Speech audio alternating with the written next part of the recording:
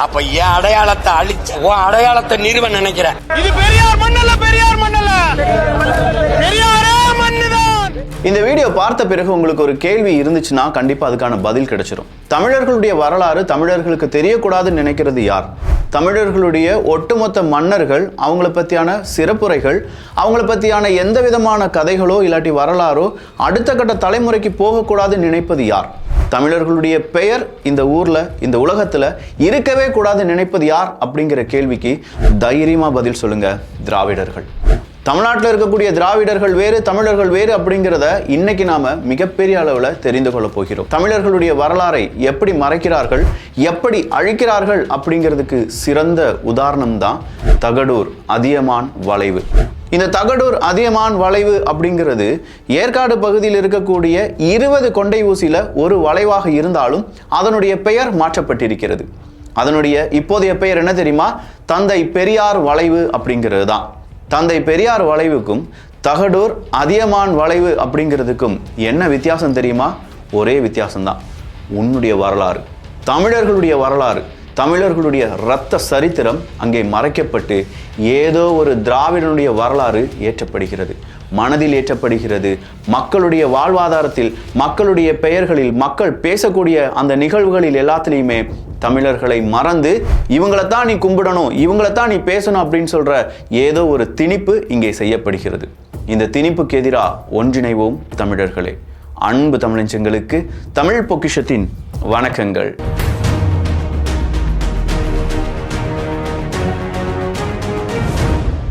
சேலத்திலிருந்து சுமார் 30 கிலோமீட்டர் தூரத்தில் இருக்கிறது தான் ஏற்காடு. இந்த ஏற்காடு அப்படின்னு சொல்றத ஏழைகளின் ஊட்டி அப்படின்னு சொல்லுவாங்க. மலை அடிவாரத்திலிருந்து மலை உச்சி வரை கிட்டத்தட்ட 20 கொண்டை ஊசி வளைவுகள். இந்த 20 கொண்டை ஊசி வளைவுகளில் முதல் வளைவு எங்கிருந்து ஆரம்பிக்குது அப்படின்னு கேட்டிங்கன்னா, அங்கே இருக்கக்கூடிய முனியப்பன் கோவில் வளைவுலேருந்து ஸ்டார்ட் ஆகுது.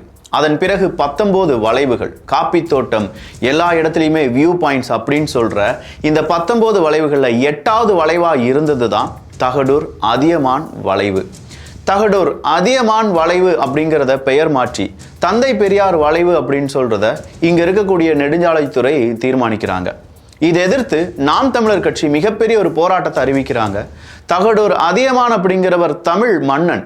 அவர் தமிழ்நாட்டுக்காக நிறைய செஞ்சிருக்காரு, தமிழ் மக்களுக்காக நிறைய செஞ்சிருக்கார். அவருடைய பெயரை மாற்றி அங்கேயே நீங்க தந்தை பெரியார் அவர்களுடைய அந்த பெயரை போட வேண்டும் அப்படின்னு சொல்லி கேள்விகளை எழுப்புகிறார்கள். அங்க இருக்கக்கூடிய வளைவுகளுடைய பெயர்கள் எல்லாமே வள்ளல்களுடைய பெயர், தமிழ் அறிஞர்களுடைய பெயர், தமிழ் மன்னர்களுடைய பெயர். அப்படி இருக்கும்போது ஏதோ ஒரு இடத்துல தந்தை பெரியார் அப்படின்னு சொல்ற எல்லா இடங்களிலும் இருக்கக்கூடிய ஒரு பெயரை மறுபடியும் 8வது கொண்டை ஊசி வளைவுல நீங்க போடணும்னா இதுக்கு பின்னாடி தமிழர்களுடைய வரலாற்றை அழிக்க நினைக்கிறீர்களே அப்படிங்கிற ஒரு குரல் உயர்கிறது.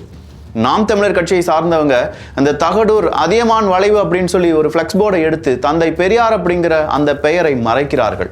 அடுத்த நாளை போலீஸ் ப்ரொடெக்ஷனுடன் தந்தை பெரியார் கழகத்தை சார்ந்தவர்கள் இல்லாட்டி பெரியார் திமுக தீகா குரூப்பை சார்ந்த எல்லாரும் சேர்ந்து எகெயின் அதை தந்தை பெரியார் வளைவாக மாற்றுகிறார்கள். இங்கே நடப்பது என்ன அப்படின்னு கேட்டிங்கன்னா, சிம்பிளா இனப்படுகொலை நடந்த மாதிரியே இங்கே இன வரலாறு அழிக்கப்படுகிறது. அதற்கு ஒருத்தரை பற்றி நம்ம தெரிஞ்சுக்கணுமே, தகடூர் அதியமான் யார், அவரை பற்றியான வரலாறு இங்கே தெரிஞ்சா இவனுக்கு என்ன பிரச்சனை அப்படிங்கிறதெல்லாம் நம்ம தெரிஞ்சுக்கணும். பார்த்தீங்களா, தேடி போகிறோம்.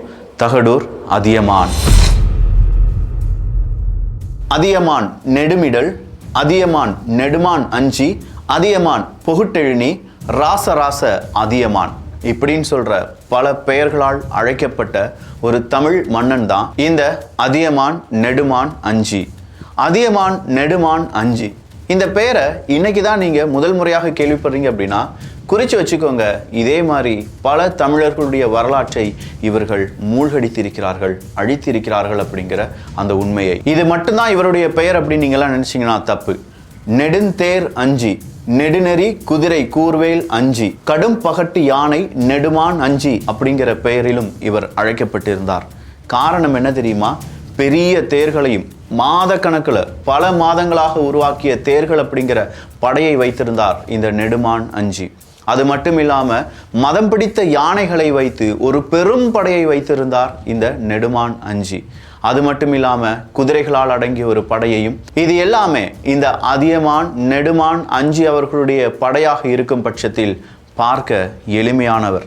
ஆனால் வீரத்தில் சாதாரண விஷயம் கிடையாது. 7 நாள் போரை பற்றிலாம் நம்ம படிச்சிருக்கோம். இஸ்ரேலுக்கும் அரபுலக நாடுகளுக்கும் நடந்த யுத்தம் அப்படின்னு சொல்லி ஒரே நேரத்தில் 7 அரசர்களை வீழ்த்திய ஒரு பெருமை இந்த அதியமான் நெடுமான் அஞ்சி அவர்களை சாரும் என்பதும் குறிப்பிடத்தக்கது.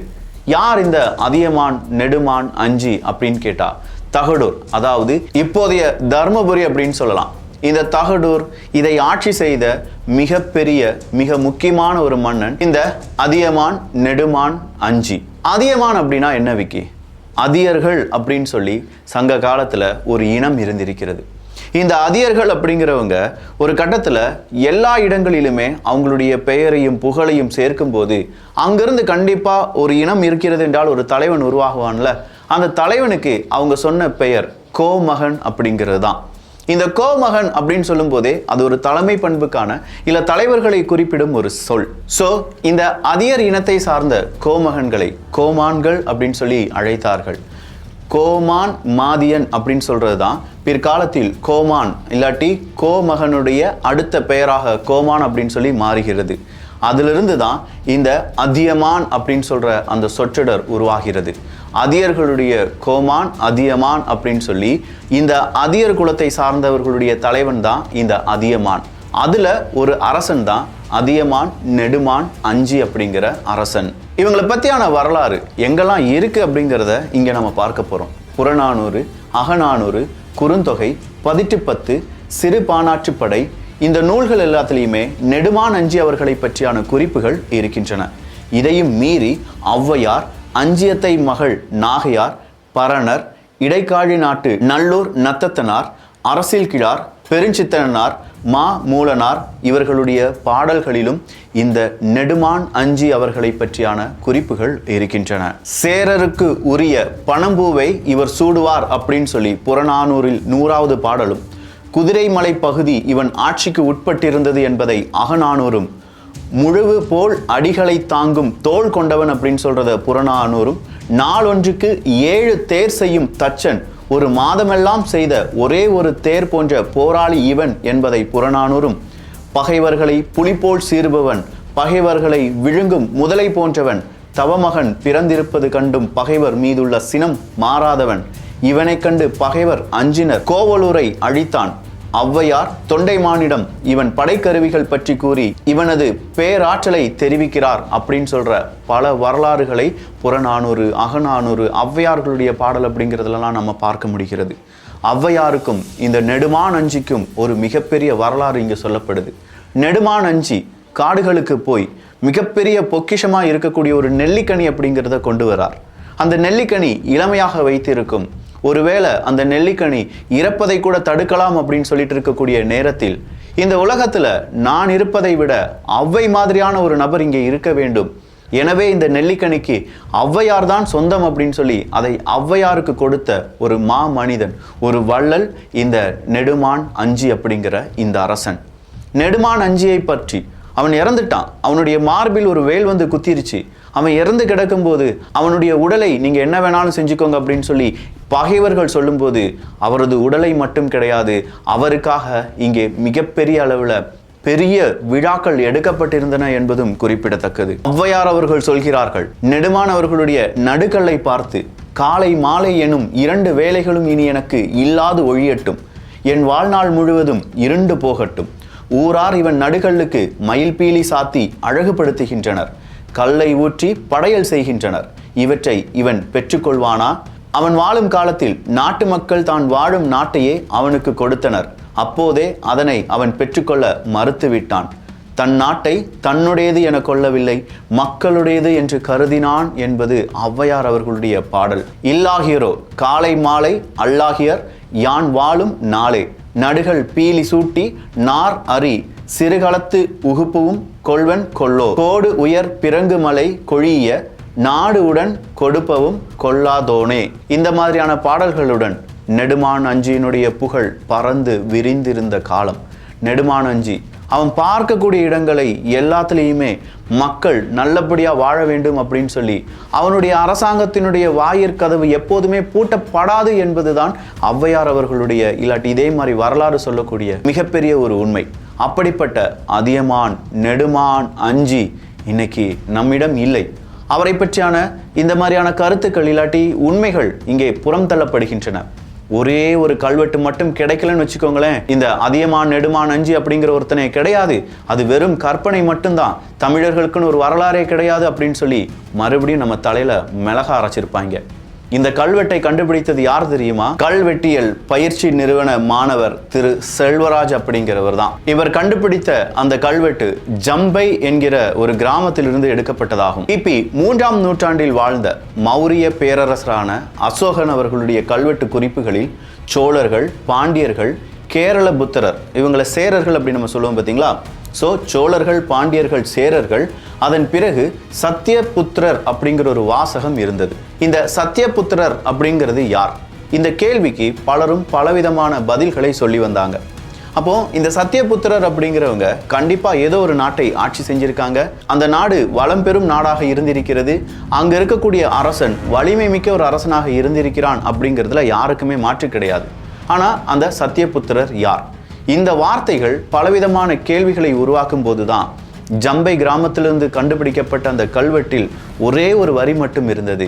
அந்த வரி யாரை குறிப்பிடுவது தெரியுமா?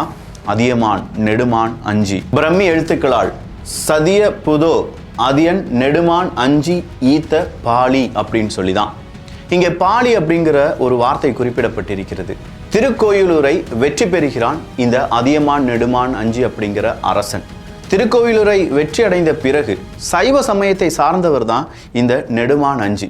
அப்படிப்பட்ட அரசன் என்ன செய்வான்? மற்ற மதங்களை வளர விடக்கூடாது அப்படின்னு சொல்லி தான் நினைப்பான். ஆனா நெடுமான் அஞ்சி அப்படி நினைக்கவில்லை. அஞ்சி ஈத்த பாலி அப்படின்னு சொல்ற கல்வெட்டில் திருக்கோயிலூரை வென்றபோது பௌத்தர்களுக்கு பாலி அமைத்து கொடுத்ததை நினைத்துதான் இந்த அஞ்சி ஈத்த பாலி என்கிற கல்வெட்டு எழுதி வைக்கப்பட்டிருப்பதாக செய்திகள் சொல்லுகின்றன.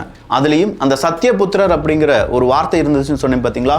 அதை தான் சாதிய புதோ அப்படின்னு சொல்லி நம்முடைய பிரம்மி எழுத்துக்களால் எழுதப்பட்டிருக்கலாம் என்பதுதான் இப்போதும் கிடைத்திருக்கக்கூடிய தகவல். சத்தியபுத்திரர், அதியமான் நெடுமான் அஞ்சி, இப்படிப்பட்ட ஒரு வரலாறு, 7 அரசர்களை வென்ற ஒரு மகா வீரன். இந்த வீரனுடைய வரலாறும் அந்த வீரன் மக்களுக்கு ஆற்றிய கொடை, அதன் பிறகு என்னென்ன நடந்தது அப்படிங்கிற கம்ப்ளீட்டான ஹிஸ்டரியை நம்மிடம் இருந்து மறைப்பதற்கு என்ன செய்ய வேண்டும்? அதியமான் நெடுமான் அஞ்சி வளைவா? நெடுமான் அஞ்சி வளைவுலாம் கிடையாது, பெரியார் வளைவு. நாளைக்கு ஒரு 10 வருஷத்துக்கு பிறகு நம்ம குழந்தைகள் பெரியார் வளைவு இப்படின்னு சொல்லிட்டு போயிடுவாங்களே. அதியமான் நெடுமான் அப்படின்னு சொல்ற ஒரு வார்த்தை கேட்கும்போதாவது இது ரொம்ப புதுசா இருக்கே, இந்த அரசன் யார்? அதை பற்றியான ஒரு வரலாற்று தேடுதல் நம்முடைய குழந்தைகளிடம் வரும். ஆனா அந்த பெயரை அழித்து விட்டால் முடிஞ்சிச்சு, அவனுடைய வரலாறை எழுதிடலாம், நம்ம வரலாறை அழித்திடலாம். ஏய், இதெல்லாம் நல்லா இருக்காடா? இதை தமிழர்கள் கேட்க வேண்டும். இந்த கேள்வி உலகெங்கிலும் இருக்கும் தமிழர்களுடைய மனதில் இருக்கக்கூடிய கேள்வியாக நான் உணர்கிறேன். நீங்க பெயர் வைத்தது தவறு கிடையாது. ஆனா அதியமான் நெடுமான் அஞ்சி அப்படிங்கிற பெயரை அழித்து விட்டு தந்தை பெரியார் அப்படிங்கிற பெயர் வைத்ததுதான் தவறு. தந்தை பெரியார் இல்லம், தந்தை பெரியார் சாலை, தந்தை பெரியார் இரவு கடை, தந்தை பெரியார் நூலகம், தந்தை பெரியார் ரயில் நிலையம், தந்தை பெரியார், இத்தனை தந்தை பெரியார்கள் இருக்கும்போது அந்த வளைவில் இவ்வளவு பெரிய வரலாற்றை தாங்கிய அதியமான் நெடுமான் அஞ்சி அப்படிங்கிற பெயர் உங்களுக்கு உறுத்தலாக இருக்கிறது என்றால் உண்மையில் நீங்கள் யார்? தமிழர்களுடைய வரலாற்றை அழிக்க வந்தவர்களோ என்கிற ஐயம் ஏற்படுகிறது. இந்த பதிவு தமிழர்களுக்கு சமர்ப்பணம்.